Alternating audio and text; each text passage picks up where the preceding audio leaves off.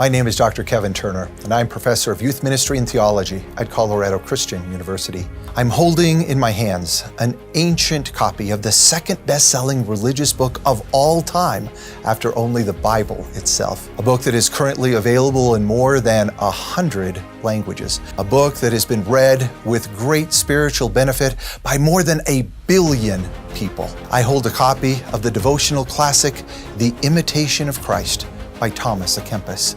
Originally published in Latin and Dutch in the year 1471 or 1472, it was reprinted in more than 745 editions before the year 1650. The volume I hold is the English translation from the year 1783, a mere 7 years after the U.S. Declaration of Independence was adopted. The theme of the book is, I believe, the key reason for both its impact and longevity. The reader is invited to look away from self-sufficiency to God, who has revealed himself as all-sufficient for every human need.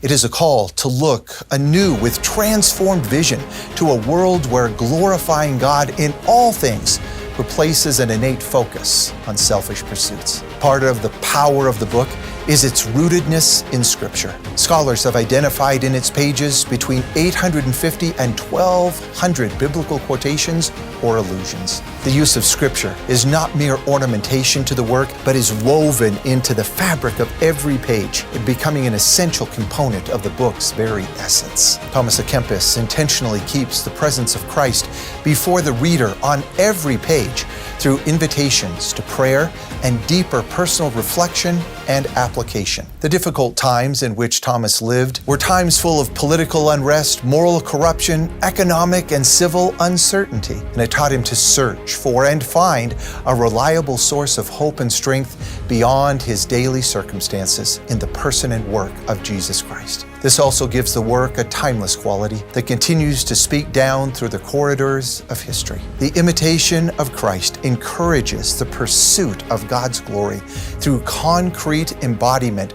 in all phases of human life and endeavor, rather than mere abstract theorizing, as seen in this short quotation from the work.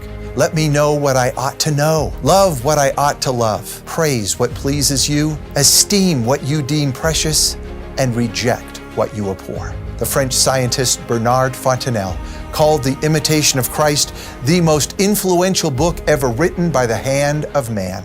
The Protestant martyr Dietrich Bonhoeffer had his copy of The Imitation of Christ in his possession for both encouragement and comfort the night before he was martyred. Walter Elwell from Wheaton College rightfully concludes that The Imitation of Christ has secured a place for itself as long as mankind shall last.